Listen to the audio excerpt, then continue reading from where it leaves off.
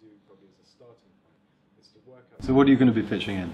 Yeah, Zach, my idea is based on current technology. It's pyrolysis, which is the process of burning waste in very low to no oxygen. So it's a method of generating energy and disposing of waste from the same process. So how I'd use the money is to install one of these pyrolysis machines on a barge and float it up and down the Thames, collecting refuse or rubbish from various sites, and having this deposit then syngas at other areas along the Thames as almost like a floating powerhouse, just as a display of what these machines are capable of.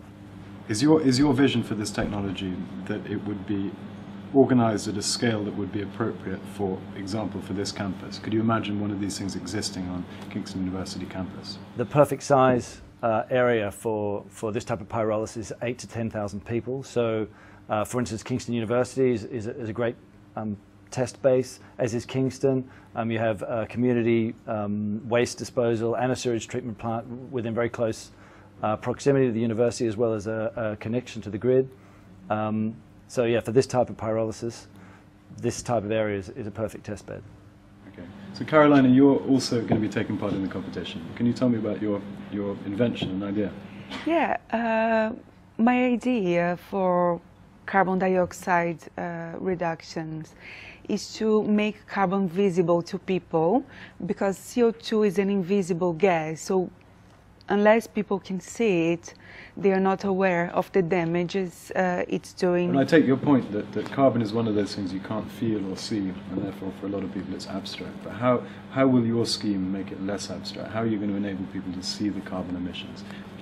My idea is about putting signs using LED lamps color-coded in order to increase awareness in people. So if people could see, for example, that in their area carbon levels are very high at that particular time, they would think about it and try to reduce the levels in their homes and in their businesses as well. I would use this money to actually implement this into councils, into local areas, or maybe have a look at other schemes that have already been implemented all over the world and see how it works, and see the best ways of implementing that in the built environment in London. Who do you think is the audience for the devices and the various devices that you'd like to see put up around the borough? Is it the council? Is it businesses? Is it individuals? The best places to put it on, I would think, is near tube stations,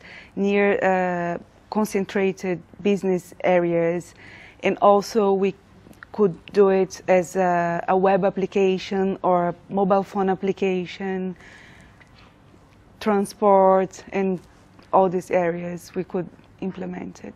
I've now met two people who are going to be taking part in this competition, and their ideas could not be more different. I think it's going to be really fascinating, and I'd be amazed if we don't see some real gems out there. I think it's a great opportunity.